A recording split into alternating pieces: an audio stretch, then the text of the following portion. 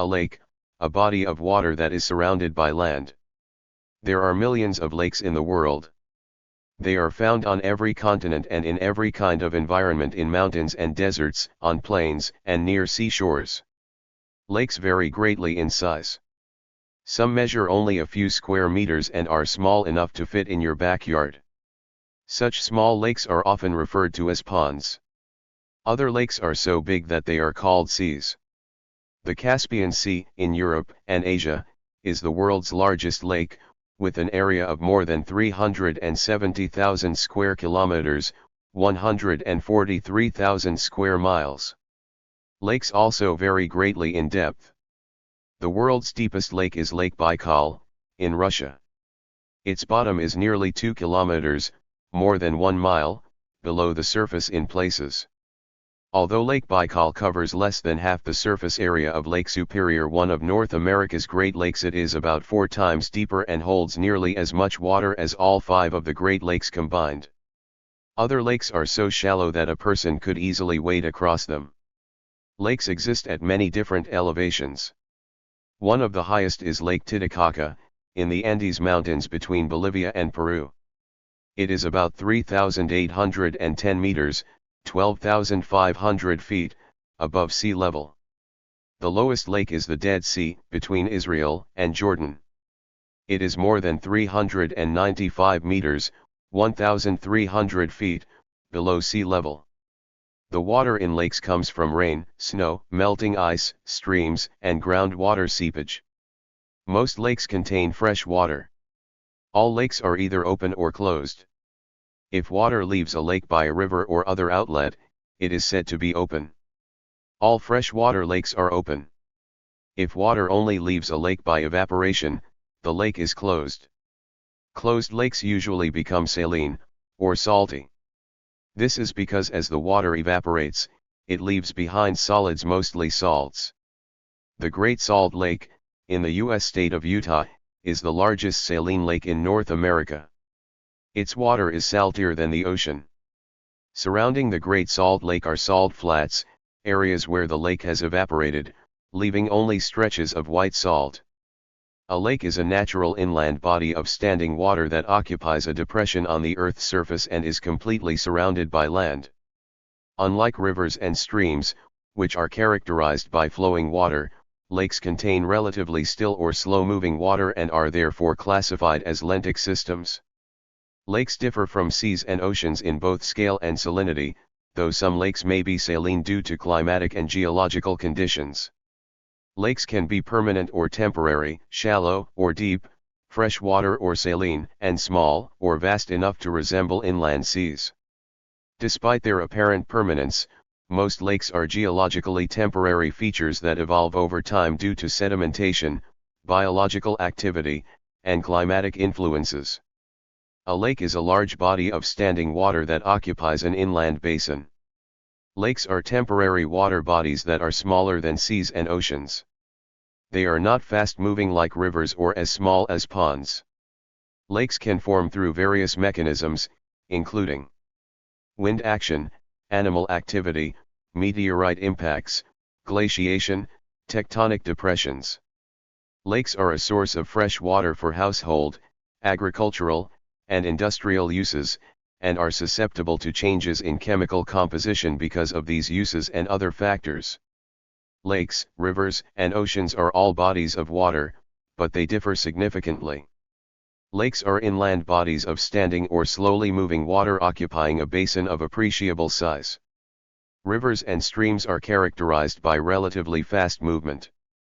Oceans are much larger and deeper than seas, covering nearly 71% of Earth's surface. Lakes depend on a balance between water sources and losses, with major inputs from streams, rivers, precipitation, and groundwater. Lakes interact with the atmosphere and the materials of their basins. Rivers, however, can be regulated using dams, storage reservoirs, and diversions. The most important physical characteristic of most lakes is their pattern of temperatures, especially the changes of temperature with depth. Lakes form through various mechanisms, including tectonic activity, which can create large basins through crustal movement or uplift that interferes with drainage patterns. Volcanic activity can also lead to lake formation when volcanic craters or calderas collapse and fill with water. Landslides can block drainage depressions, creating lake basins. Glaciation is another significant factor, with glaciers carving out basins through mechanical action and damming effects. Additionally, fluvial processes, such as river action and sediment deposition, can contribute to lake formation, as can wind action through dune construction and erosion. Even animal activity, like beavers building dams, and meteorite impacts can result in lake basins. Lakes gain water from various sources such as streams and rivers, direct precipitation, and groundwater flow. In some instances, glacier melt can directly contribute to a lake's water volume. The amount of water coming from streams and rivers varies with precipitation and snow melt. Groundwater reaches lakes through general seepage or springs. Lakes lose water through surface or groundwater flows and evaporation. Lakes without these outflows only lose water through evaporation, which increases their salinity. Evaporation occurs due to vapor pressure differences above the water, influenced by wind speed and thermal convection. Lakes are vital for both wildlife and people because they support complex ecosystems and provide essential resources. Lakes offer habitats for diverse plant and animal species, from microscopic algae to fish, and serve as key wintering and migration stopover locations for birds. For humans, lakes are crucial sources of water for drinking, irrigation, and industrial uses. They also support commercial fisheries and offer recreational opportunities such as boating, fishing, and swimming, contributing to tourism and local economies. However, these uses can also lead to pollution and habitat degradation, highlighting the need for sustainable management to preserve lake ecosystems. Human activities can significantly degrade lake health through multiple pathways. Sewage and agricultural runoff introduce excessive nutrients, such as nitrates and phosphates, leading to eutrophication. This process encourages algal blooms, which, upon decomposition, deplete oxygen levels, harming aquatic life. Additionally, toxic chemicals, industrial wastes, and petroleum discharge, stemming from human interference, severely affect the quality of the hydrosphere. The introduction of invasive species through global commerce can disrupt the ecological balance, reducing biodiversity and harming native species. The scientific study of lakes and other inland water bodies is known as limnology. Limnology is an interdisciplinary science that integrates principles of physics, chemistry, geology, and biology to understand how lakes function as natural systems. From a physical perspective, limnology examines temperature distribution, water movement, light penetration, and seasonal mixing. Temperature differences within a lake often lead to stratification, particularly in temperate regions. During warmer months, lakes commonly develop distinct layers, with warm water at the surface and colder, denser water at depth. This stratification plays a crucial role in regulating oxygen availability and biological productivity. Seasonal cooling can cause the layers to mix, redistributing nutrients and gases throughout the lake. Chemical processes in lakes are equally important. The chemical composition of lake water is influenced by the surrounding geology, climate, inflowing rivers, and biological activity. Dissolved oxygen is a key chemical parameter, as it determines the types of organisms that can survive in different parts of the lake. Nutrients such as nitrogen and phosphorus are essential for plant and algal growth, but excessive concentrations can lead to eutrophication, a condition marked by algal blooms and oxygen depletion. Other chemical characteristics, including salinity, pH, and mineral content, vary widely among lakes and strongly influence their ecological character. Biologically, lakes support complex and interconnected communities of organisms. Microscopic algae and photosynthetic bacteria form the base of the food web by converting sunlight into chemical energy. These primary producers are consumed by zooplankton, which in turn support fish and other higher organisms. Aquatic plants rooted in shallow areas provide habitat and stabilize sediments, while bacteria and fungi decompose organic matter and recycle nutrients. The distribution of organisms within a lake is not random but is closely related to depth, light availability, temperature, and oxygen concentration. The formation of lakes, known as lake genesis, results from a wide variety of natural processes that create depressions in the Earth's surface. One of the most significant mechanisms is tectonic activity. Movements of the Earth's crust can produce faults, rift valleys, and basins that fill with water over time. Tectonic lakes are often very deep, elongated, and ancient, reflecting their origin in large-scale geological forces. Glacial activity is another major agent of lake formation, particularly in regions that were covered by ice sheets during past ice ages. As glaciers advance and retreat, they erode the landscape, carve basins, deposit sediments, and leave behind blocks of ice that later melt to form lakes. Many of the world's most lake-rich regions owe their abundance of lakes to glacial processes. Volcanic activity can also give rise to lakes when craters, calderas, or lava flows create enclosed basins. These lakes are often circular in shape and can be exceptionally deep relative to their surface area.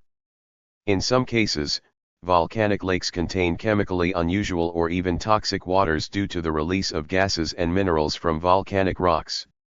Rivers contribute to lake formation through processes such as meandering and flooding, which can isolate segments of river channels and create oxbow lakes. These lakes are typically shallow and short-lived, gradually filling with sediment and vegetation. In regions dominated by soluble rocks such as limestone, karst processes can lead to the development of lakes through the dissolution of bedrock and the collapse of underground cavities. Such lakes may appear suddenly and can be highly unstable, sometimes draining without warning. Landslides, earthquakes, and debris flows may also block river valleys and create natural dams, behind which lakes form. In arid and semi-arid regions, wind erosion can excavate shallow basins that intermittently hold water, while along coastlines, the formation of sandbars and barrier beaches can isolate portions of seawater, eventually producing coastal lakes or lagoons. In addition to natural lakes, humans have created countless artificial lakes by constructing dams for water storage, energy production, irrigation, and flood control. Although artificial in origin, these reservoirs function ecologically in ways similar to natural lakes. The shape and structure of a lake, collectively referred to as lake morphology, are closely tied to its origin.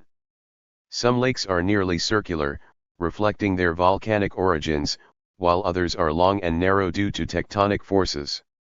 Glacial lakes often have irregular outlines and complex shorelines shaped by uneven erosion and sediment deposition. The depth profile of a lake may include steep sides, flat bottoms, or gently sloping basins, each influencing water circulation and habitat distribution. Within a lake, distinct ecological zones can be recognized based on depth and distance from shore. Shallow near-shore areas receive abundant sunlight and support rooted vegetation, while deeper offshore zones are dominated by planktonic organisms and, at great depths, by species adapted to low light and low oxygen conditions. The natural characteristics of lakes are determined by their hydrology, climate, and geological setting. Lakes receive water from precipitation, surface runoff, rivers, groundwater, and in some cases glacial melt. They lose water through evaporation, seepage into the ground, and outflowing streams. The balance between water input and output determines whether a lake remains stable, expands, or shrinks. Lakes with no natural outlets, known as closed basin or endorheic lakes, often accumulate salts over time as water evaporates, leading to increasing salinity. In contrast, lakes with continuous outflow tend to remain fresh. Lakes are commonly classified according to their nutrient status, which reflects their level of biological productivity. Lakes with low nutrient concentrations tend to have clear water and support relatively low levels of plant and algal growth, while nutrient-rich lakes support dense biological communities and higher fish productivity. Over time, natural processes and human activities can increase nutrient inputs, accelerating biological growth and altering lake ecosystems. This process, known as eutrophication, can reduce water quality and threaten aquatic life. Lakes are not static features but undergo gradual change through a process of natural aging or succession. Sediments carried by inflowing water settle on the lake bottom, slowly reducing depth. Organic matter from dead plants and animals accumulates, enriching the sediments and promoting further biological growth. Over long periods, lakes may become shallow, develop extensive wetlands, and eventually transition into terrestrial ecosystems. While this process normally occurs over thousands or millions of years, human activities can dramatically accelerate it. Lakes exert a strong influence on local and regional climate. Large lakes moderate temperature by absorbing heat during warm periods and releasing it during cooler seasons. This moderating effect can reduce temperature extremes and influence weather patterns.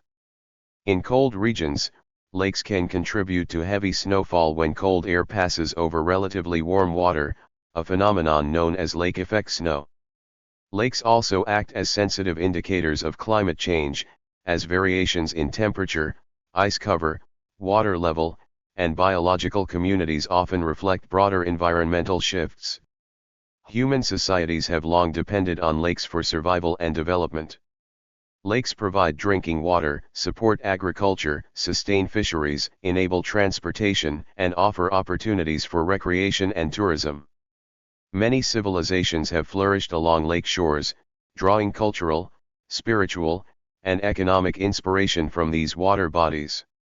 At the same time, human activities have placed immense pressure on lake ecosystems. Pollution from agriculture, industry, and urban development has degraded water quality, while invasive species, overfishing, and climate change have disrupted natural balances. Protecting lakes requires careful management and an understanding of their complex and interconnected processes. The names given to lakes reflect a rich tapestry of linguistic, cultural, and historical influences. Many lake names originate from indigenous languages and describe physical characteristics such as size, color, or location. Other names commemorate historical figures, explorers, or political leaders, particularly in regions shaped by colonial history. Some lakes bear names rooted in mythology or religious belief, reflecting their perceived spiritual significance. In many cases, traditional indigenous names have been replaced or altered, though efforts are increasingly being made to restore original names as a means of preserving cultural heritage. In conclusion, lakes are dynamic and multifaceted components of the Earth's surface system. Their formation is governed by powerful geological and climatic forces, their shapes record the history of landscape evolution, their waters sustain diverse biological communities, and their names preserve human memory and meaning. Scientifically, lakes serve as natural laboratories for studying ecological interactions, climate change, and geological processes. Although they may appear timeless, lakes are constantly changing, shaped by both natural processes and human influence. Understanding lakes in all their complexity is essential not only for scientific knowledge but also for the sustainable management and protection of one of the planet's most valuable natural resources. A lake is often a naturally occurring, relatively large and fixed body of water on or near the Earth's surface. It is localized in a basin or interconnected basin surrounded by dry land. Lakes lie completely on land and are separate from the ocean, although they may be connected with the ocean by rivers. Lakes, like other bodies of water, are part of the water cycle, the processes by which water moves around the Earth.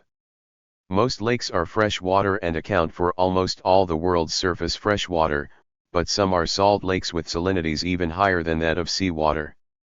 Lakes are typically larger and deeper than ponds, which are also water-filled basins on land, although there are no official definitions or scientific criteria distinguishing the two.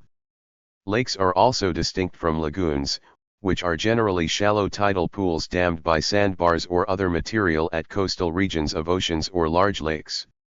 Most lakes are fed by springs, and both fed and drained by creeks and rivers, but some lakes are endorheic without any outflow, while volcanic lakes are filled directly by precipitation runoffs and do not have any inflow streams. Natural lakes are generally found in mountainous areas, i.e. alpine lakes, dormant volcanic craters, rift zones and areas with ongoing glaciation. Other lakes are found in depressed landforms or along the courses of mature rivers, where a river channel has widened over a basin formed by eroded floodplains and wetlands. Some lakes are found in caverns underground. Some parts of the world have many lakes formed by the chaotic drainage patterns left over from the last ice age. All lakes are temporary over long periods of time, as they will slowly fill in with sediments or spill out of the basin containing them. Artificially controlled lakes are known as reservoirs, and are usually constructed for industrial or agricultural use, for hydroelectric power generation, for supplying domestic drinking water, for ecological or recreational purposes, or for other human activities. Thank you for watching this video.